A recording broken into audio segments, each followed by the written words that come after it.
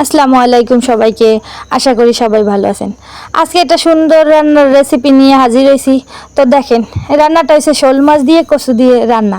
তো এই কচুটা কিন্তু যেই সেই কচু না, এটা হয়েছে কিন্তু মজাদার স্বাদের একটা কচু। তো সবাই আসেন, আমি হগুলডি আমি একটা কচু গাছের সাথে পরিচয় করাই দিই। তো দেখেন, এই হয়েছে এই মজাদার কচু। আর এই কচুটা খাইতে কিন্তু অনেক মজা। এটা হয়েছে আমাকে দেশে কয় জামাই কচু, আর কয় আবার সাহেব কচু।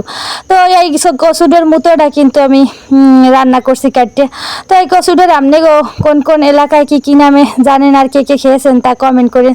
তো কচু যাই হোক, কচুটা কাটতে নিয়ে আসার পরে যে মুতাটার আমি কাটতে লইছি সুন্দর করে। কাটার পর দেখেন এই কচুটার ভিতরের অংশটা একদম বাদামি বর্ণের। আর কচুটা কিন্তু হাত এবং গলা কিছুই চুলকায় না, খাইতে কিন্তু অনেক স্বাদ আর স্বাদ। তো হেলে গিয়ে আমি এদিকে শোল মাছ কাটতে ধুয়ে এককালে একটু বাজে লইছি, বেশি একটা বাজা দেয়নি, হালকা বাজি। এদিকে রান্নার জন্য আমি পেঁয়াজ আর কাঁচামরিচ বাদাম বর্ণের করে হয়ে গেলে এর মধ্যে আমি পেঁয়াজ বাটা, আদা বাটা, রসুন বাটা দিয়ে একেবারে ভালোভাবে কষাই নিব। আর কে কে এই কচু খাইছেন আর এই আমার রান্নার ভিডিওটি স্কিপ না করে পুরোপুরি দেখার চেষ্টা করে। তাই যে কষানো হয়ে গেলে আমি এর ভিতরে দিয়ে দিতে হচ্ছে হলুদের গুঁড়ো দিয়ে কষাই নিমু। আর এই কচুগুলো কিন্তু আসলে যেরকম নামে সাহেব কচু, ঠিক তেমনি খাইতেও কিন্তু স্বাদ। আর এটা কিন্তু খাইতে হাতি সুরের মতো বা ওল কচুর থেকেও বেশি মজাদার। এরপর আমি পানি দিয়ে কষানোর পর আমি কিছুক্ষণ কষানোর পর আমি একটু মরিচের গুঁড়া পরিমাণ মতো দিয়ে দিতে আসি। তো জালটা আপনার মতো মনের মতো করে নিতে পারেন।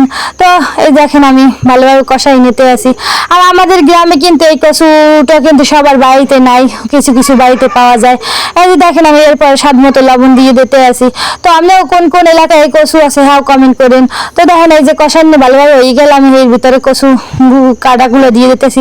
এই কচুটা কিন্তু সেদ্ধ করতে হয় না, কি লেগে কচুটা কিন্তু লোটো না আর কোনো হাত বা গলা চুলকায় না, সেজন্য সেদ্ধ করেও নিতে হয় না। তো আমি কাটতে ভালোভাবে লবণ দিয়ে ধুয়ে নেওয়ার পর কিন্তু আমি ভালোভাবে কষানোর পরে দিয়ে দিলাম কচুগুলো ভালোভাবে আমি কষাই নিব। তো কষানো হয়ে গেলে আমি এর ভিতরে দিয়ে দেবো মাছগুলোরে। আর রান্নার ভিডিও তো বোঝেনি, জলীয় বাষ্পর জন্য একটা রান্নার ভিডিও ভালোভাবে করাও যায় না মাঝে মধ্যে। তো দেখেন দিয়ে দিলাম আমি মাছগুলো এর ভিতরে। আর অনেকেই আবার শোল মাছ খাইতে পছন্দ করেন না, আবার অনেকেই পছন্দ করেন। তবে কে কে শোল মাছ খেতে পছন্দ করেন তা কমেন্ট করেন।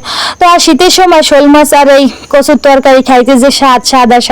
এই যে আমার রান্না কমপ্লিট হয়ে গেছে, মাশাআল্লাহ দারুণ কালার, আর খাইতেও সেই সুস্বাদু। তো আমি এরপরে জিরার গুঁড়ো একটা ছিটেই দিয়ে দিলাম। এই যে রান্না প্রস্তুত। আল্লাহ হাফেজ, ভালো থাকবেন।